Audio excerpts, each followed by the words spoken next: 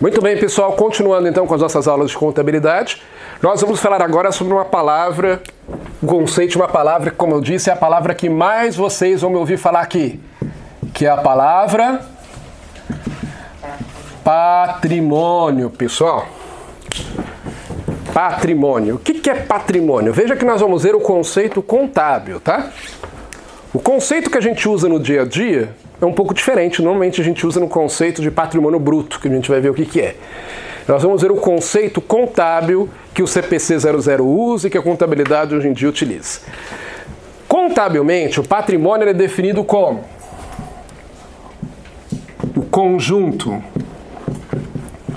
de bens, direitos e obrigações de uma entidade.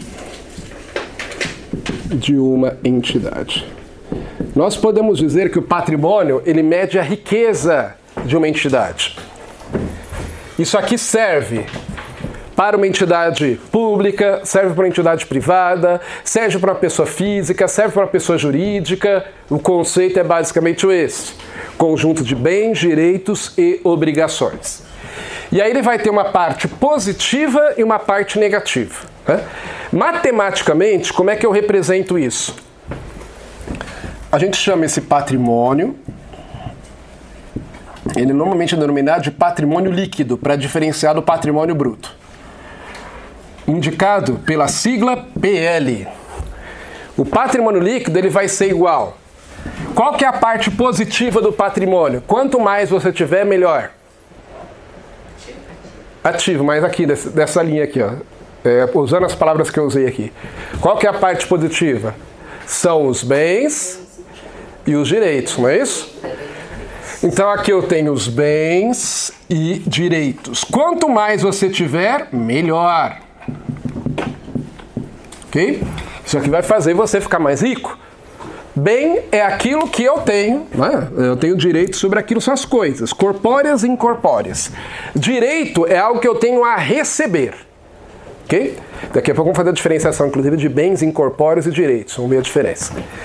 Essa é a parte positiva, aquilo que é bom no meu patrimônio. Só que, além disso, eu não posso me esquecer, sempre que eu estou medindo a riqueza de alguém, sempre que eu estou medindo o patrimônio líquido de alguém, eu nunca posso me esquecer das dívidas, né? Porque imagine, você tem duas pessoas. Ambas as pessoas têm uma cobertura bem bacana no prédio. Só tem aquelas coberturas assim. Tem duas coberturas no prédio, são vizinhos um do outro, são idênticos as coberturas. Ambos têm dois carros também idênticos. Só que um tá tudo quitado, o outro tá 100% financiado ainda, né? O outro é aquele que quer ver de aparência, não é isso? Para postar no Instagram, postar no Facebook. Facebook ninguém usa mais quase, né? Para postar no Instagram, e aí ele tá todo endividado. Claro que a situação do primeiro é bem melhor, né, pessoal? Por quê? Porque ele não tem dívidas. Aqui dívidas, obrigações é o sinônimo de dívidas, tá? Então, a obrigação, a dívida, ela vai aumentar ou vai diminuir o patrimônio líquido? Vai diminuir, por isso ela vai entrar com um sinal negativo. São os bens, direitos, menos as dívidas, menos as obrigações, menos o que a pessoa tem a pagar. A gente pode dizer que a obrigação é exatamente o contrário do direito. O direito é algo que a empresa tem a receber, a obrigação é algo que ela tem a pagar. Importante, primeira observação importante. Só vai interessar para a contabilidade os bens, direitos e obrigações que possuem valor material, possuem valor financeiro. Porque nem todo bem nosso tem valor financeiro, nem todo direito tem, nem toda obrigação tem valor financeiro. Por exemplo, a empresa tem o direito a, privacidade dos seus dados? Tem. O contador registra isso na contabilidade? Não. Por que não registra? Porque isso não tem valor material. A empresa não vende esse direito à privacidade, tá certo? No caso de uma pessoa física, ela tem direito à vida, não tem? Aí o contador, na hora que está fazendo a contabilidade da pessoa lá, ele registra lá no ativo dela o valor da vida dela? Não. Por quê? Porque isso também não tem valor econômico. Obrigação. A empresa tem a obrigação de respeitar as leis, de respeitar o consumidor, não tem? Tem, mas isso ele também não contabiliza, porque não tem valor econômico, tá? Tanto é que tem que ter valor econômico para você registrar na contabilidade. E a gente vai ver, tanto é assim que mais para frente a gente vai ver, que existem passivos, existem obrigações, que quando você não tem condições de calcular o valor exato, você não vai lançar. Você vai jogar como passivo contingente lá em notas explicativas. Porque para lançar em contabilidade eu tenho que ter um valor, e esse valor ele tem que ser confiável. Não é um chute. Porque senão eu coloco qualquer valor e é pior às vezes do que não colocar nada. Né? Então tem que ser um valor, esse valor ele tem que ser preciso ou pelo menos estimável de forma adequada. Né? Nem sempre eu tenho o valor exato das coisas, mas pelo menos eu tenho que ter condições de fazer uma estimativa adequada, ok? O CPC 00 diz que não necessariamente duas pessoas vão sempre concordar em relação ao valor de um item contábil. Às vezes você pode ter divergências, né? Mas tem que ser registrado com base em um critério razoável. Então é que nem duas pessoas podem ter opiniões diferentes sobre um determinado assunto. Mas se essas pessoas tiverem argumentos, ambas as opiniões são válidas. Mesma coisa na contabilidade, tá? Essa parte bens e direitos, pessoal, ela é chamada em contabilidade, ela recebe um nome especial. É chamada do quê? Ativo. Ah, professor, mas hoje não tem uma definição um pouco diferente de ativo pelo CPC 00? Mas a gente vai falar sobre isso. Mas não está errado. Ativo continua sendo os bens e direitos da entidade, tá? É que hoje tem uma definição mais específica para ativo. E as obrigações são chamadas do quê? Passivo, isso. Ou, para ser mais exato, passivo exigível, não é isso? A gente vai ver que tem a diferença. O passivo é uma palavra em contabilidade que é meio traiçoeira, né? Ela tem dois significados diferentes. Mas vamos colocar só passivo aqui por enquanto. O que mais, pessoal? Ó, vamos prestar atenção que eu vou falar de outros nomes aqui, ó. O patrimônio líquido, ele também pode receber outros nomes? Pode. Alguém sabe um outro nome para o patrimônio líquido? Situação líquida. Situação líquida, tá? Então, se alguém falar em situação líquida, você sabe que é patrimônio líquido. Outro nome possível para o PL: capital próprio. Por que capital próprio, pessoal? Porque, na verdade, aquilo representa o dinheiro que de fato é da entidade, né? Por exemplo, aquele cara lá que eu falei que ele tem lá a cobertura e os 2 carros. Somando a cobertura e os 2 carros, o valor é de 2 milhões de reais. Só que, na verdade, ele está devendo para o banco 1.500.000 para pagar aquilo. Então, na verdade, quanto de que ele tem de dinheiro de fato dele? 500.000 só. Né? Porque ele tem um ativo de 2 milhões, mas ele está devendo 1.500.000. Então o capital próprio dele é só 500.000. Isso daqui também é chamado de capital próprio porque esse dinheiro pertence à entidade. Ela não vai ter que devolver para ninguém. Exceto se o sócio sair da entidade, que ele tem direito, ok, a receber a parte proporcional à sua participação no capital social, mas em princípio aquele dinheiro é da sociedade, ela não tem que devolver para ninguém. Também é chamado, pessoal, último nome aqui, ó, passivo. Alguém sabe outro nome aqui para o PL? Começa com passivo. Outra dica, não... Exigível. Isso, exigível. Sabia que vocês iam acertar. Passivo não exigível, pessoal. Tá? O que cai mais em prova? Normalmente é PL, mas você tem que saber todos esses, tá? Normalmente cai mais com o nome de patrimônio líquido ou PL, mas pode cair tudo isso daqui, já vi tudo isso cair em prova, tá? Vamos lá, pessoal. É que a contabilidade já era simples demais, né? Eles quiseram complicar, né? Criando vários nomes diferentes, faz parte. Ativo, pessoal. Ativo tem outros nomes também? Tem. O ativo também pode ser chamado de patrimônio. Ninguém sabe esse nome aqui? O ativo pode ser chamado de patrimônio bruto, pessoal. Tá? O patrimônio bruto é antes de eu tirar o passivo para achar o líquido, não é isso? Então, o patrimônio bruto é aquilo que normalmente a gente chama de patrimônio no dia a dia. Ah, fulano tem um patrimônio grande. Normalmente você não sabe quanto ele tem de dívida no banco, né? Mas você vê o que ele ostenta, tá certo?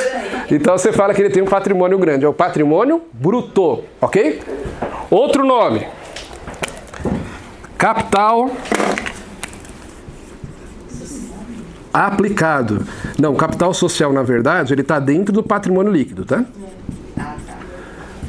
Capital aplicado, pessoal. Ou aplicação de recursos. Talvez aí, durante o curso eu lembre de mais algum nome, mas esses aí são os mais importantes. Por que ele chama capital aplicado ou aplicação de recursos? Porque o ativo representa onde a empresa colocou, investiu o dinheiro dela. Ou que ela pegou de terceiros ou que é o dinheiro dela mesma. Exemplo. Uma empresa foi lá, os sócios criaram uma empresa e colocaram 100 mil reais na empresa.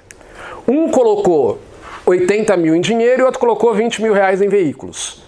Então, onde que ela investiu 80 mil reais em dinheiro e 20 mil em veículos? Esses não são bens da empresa? Representam onde o dinheiro foi aplicado, onde ele foi colocado.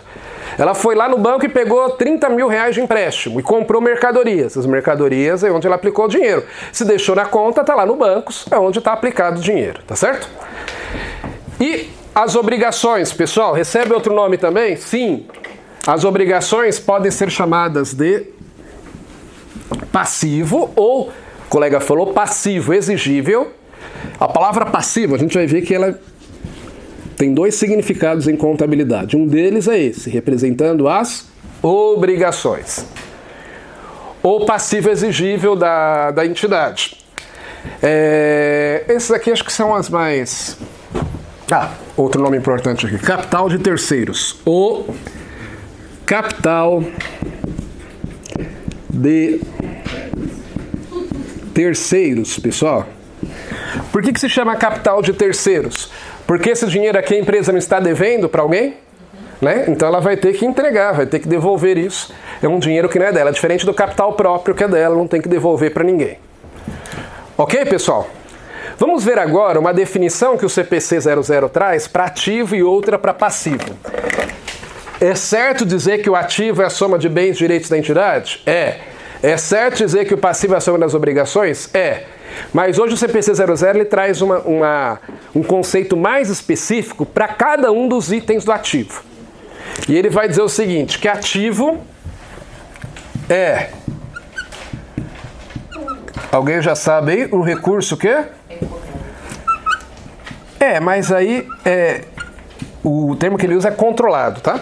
Esse econômico aqui considera... recurso econômico, eu coloquei para vocês econômico controlado, né? Pode ser. Vou colocar completo também. Recurso econômico controlado. Controlado pela entidade como resultado de eventos passados.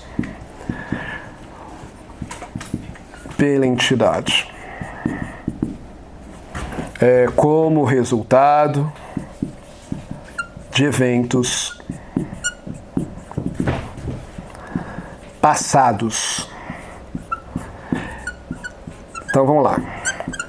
O que é um recurso econômico? Segundo o CPC 00, recurso econômico é aquilo que pode produzir ou vai se transformar em algum benefício financeiro para a entidade.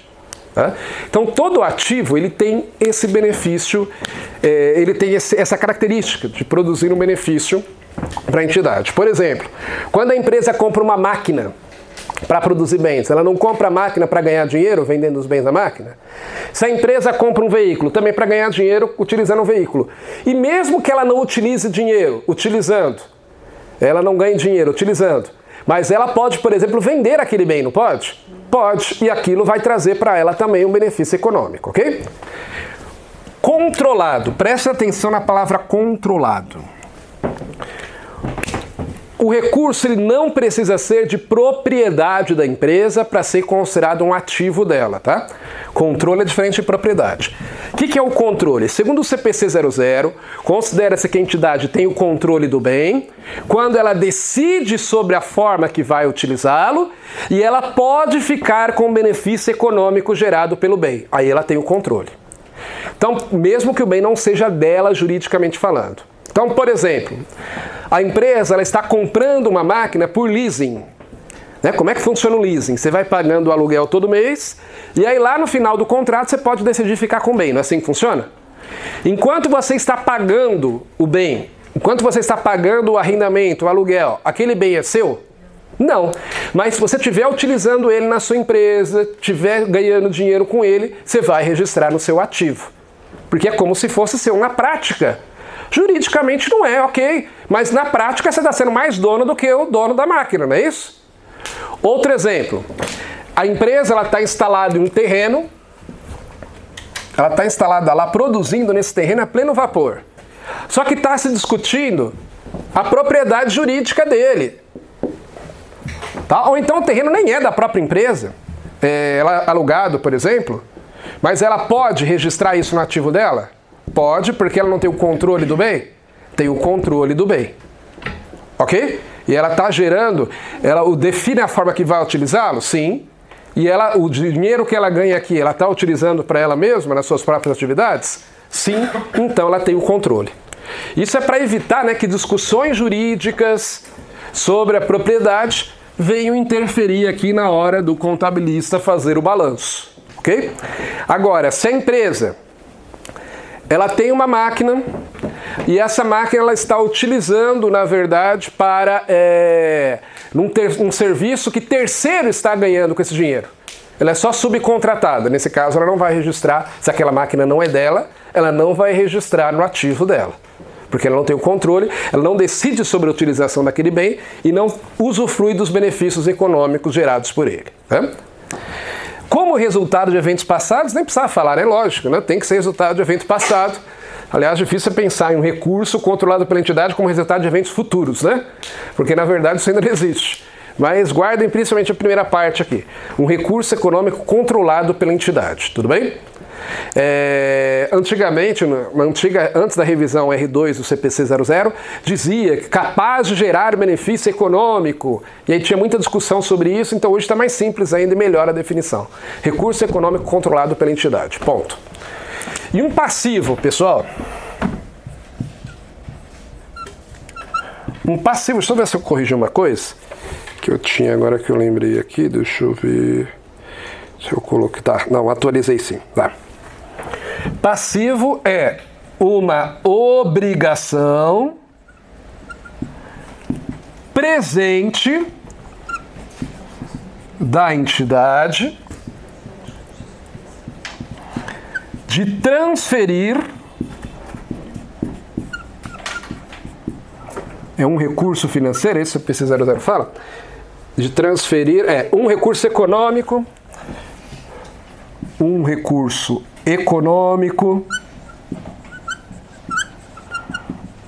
como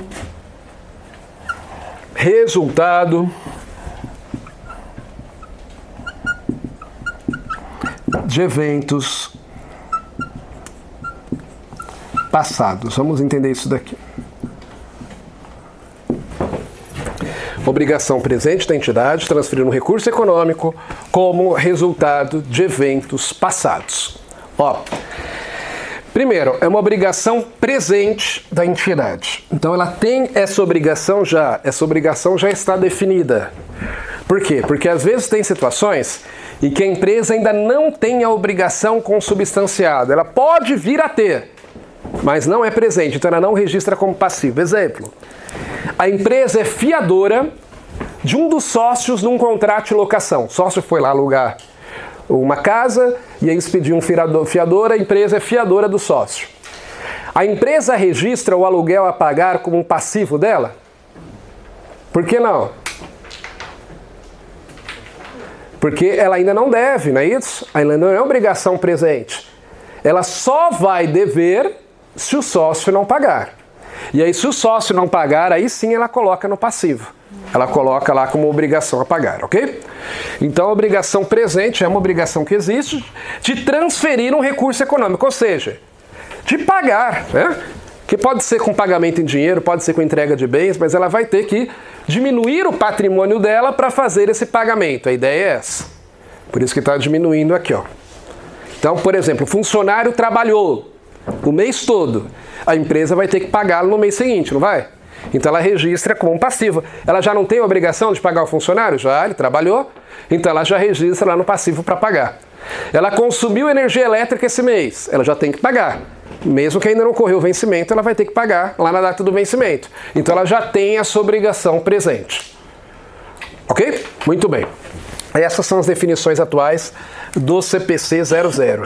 E aqui ele está definindo o ativo e o passivo, como eu digo, com letra minúscula, significando cada um daqueles que comporão o ativo com letra maiúscula, que é o conjunto deles, e o passivo com letra maiúscula, que é o conjunto das obrigações. Ok, pessoal? E lembrando que todo ativo, todo passivo tem que ter um valor econômico. Eu tenho que conseguir atribuir um valor, senão eu não consigo registrar na contabilidade. Essa daqui que vocês acabaram de ver, ó, é a chamada equação fundamental do patrimônio. O PL é igual aos bens e direitos menos obrigações, ou o PL é igual ao ativo menos o passivo. E aí existe a representação gráfica disso, que é a estrutura básica do balanço, que a gente vai falar bastante sobre balanço, vai ter aulas específicas sobre balanço. A gente vai ver que o balanço, pessoal, ele tem uma estrutura assim, ó, vamos colocar assim, a representação gráfica do patrimônio. Representação gráfica do patrimônio. Olha só como é que a gente representa. Vou colocar uma cor diferente aqui. A gente tem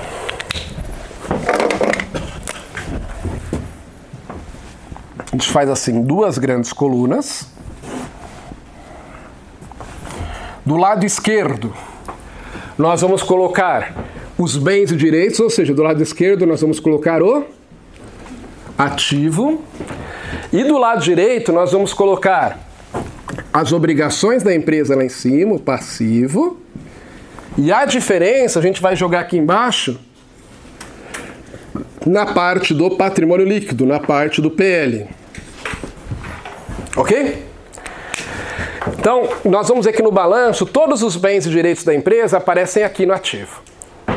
Todas as dívidas da empresa aparecem aqui do lado direito, lá em cima no passivo. E a diferença, através das contas do PL, aparece aqui embaixo. E vamos ver um exemplo rápido. O nosso bloco já está acabando, mas rapidamente para a gente ver isso aqui na prática. Ah, outra coisa. Lembra que eu falei para vocês que passivo em contabilidade pode ter dois significados? Primeiro significado, passivo exigível, esse quadrado aqui de cima. Segundo significado, a soma do passivo com PL, passivo com PL. Ah, professor, por que fizeram isso? Não sei, não fui eu que colocou esses dois nomes iguais, tá certo? A gente tem que conviver com isso. Passivo pode ser só o passivo exigível ou a soma do passivo com PL. Como é que eu vou saber, professor, na hora da prova? Pelo contexto. Assim como tem palavras em língua portuguesa que têm vários significados diferentes e você sabe pelo contexto, não é isso? Se a questão permitir uma dupla interpretação, aí cabe recurso, tá certo? Mas o contexto tem que deixar claro se está falando, se falar só passivo. Se falar só passivo exigível, é só isso aqui. Se falar passivo não exigível, o que é? É esse aqui. Se falar só passivo, aí pode ser esse ou pode ser a soma dos dois. Aí mesmo quem nunca estudou contabilidade na vida já ouviu falar nessa frase. Que em contabilidade o ativo tem que ser igual ao passivo, né? Aí quando está falando nesse sentido, passivo tem qual significado? Passivo mais PL. Concorda comigo? Né? Porque aí vai desse lado, nós vamos ver que desse lado vai bater. No próximo bloco a gente vai fazer um exercíciozinho. Mas já que nós estamos falando aqui para terminar da equação fundamental do patrimônio líquido é igual ao ativo menos o passivo, tem três situações que podem acontecer. Primeiro, se o ativo for maior do que o passivo, o patrimônio líquido vai ser maior ou menor do que zero? Maior. Se o ativo for maior do que o passivo, o PL vai ser maior do que zero. É o que se espera que uma empresa saudável tenha, não é isso? Tenha mais direitos e bens do que obrigações. Se ela tiver mais dívidas do que bens e direitos, significa necessariamente que ela está falida? Nem sempre, né?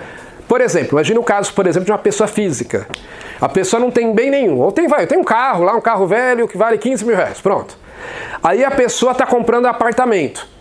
Aí o apartamento vale 300 mil. Só que lá por causa das dívidas do banco, não sei o quê, a dívida é de 400 mil. Então a pessoa, na verdade, tem um patrimônio líquido negativo, concorda? O carro vale 15, o apartamento vale 315 mil, só que a dívida é de 400 mil. Isso quer dizer que a pessoa não vai conseguir pagar apartamento? Não, porque depende do prazo de financiamento, depende do salário da pessoa, não é isso? É o que eu sempre falo, a dívida tem duas coisas que você tem que analisar quando você analisa a dívida de alguém. Primeiro, o valor, claro, e segundo, o prazo. Porque se o prazo for grande, você pode conseguir pagar aquela dívida sem problemas, né? Se alguém disser para você, estou devendo 400 mil reais, pode ser algo desesperador ou pode ser algo perfeitamente administrável, né? Desesperador se a pessoa tiver que pagar na semana seguinte, não é isso? A Jota está cobrando 400 mil. Ou pode dizer, não, peguei um financiamento no banco e vou pagar em 30 anos. Aí pode ser perfeitamente administrável, não é isso? Então o PL pode ser maior do que zero, que é o que se espera de uma entidade que o ativo seja menor do que o ativo seja maior do que o passivo. Matematicamente pode acontecer, na prática nunca acontece, porque para isso acontecer até os centavos tem que bater. Mas matematicamente o ativo pode ser igual ao passivo, não pode? Aí o PL vai ser igual a quanto? Zero. É o que a gente chama de situação líquida nula, ou patrimônio nulo. Tá? Ou o patrimônio líquido pode ser menor do que zero. Significa que aí qual é maior, o ativo ou o passivo? Passivo. Essa situação é o que nós chamamos em contabilidade de passivo a descoberto. Passivo a descoberto. Significa que nem todo passivo está coberto por bens da empresa. Tem uma parte que está sobrando lá, né, que a empresa hoje não conseguiria pagar, mas não quer dizer que ela não vai conseguir pagar porque depende do prazo da dívida. Pode ser que ela gere receita nesse meio tempo. Ok até aqui, pessoal? Vamos para o intervalo então e já voltamos com outro bloco.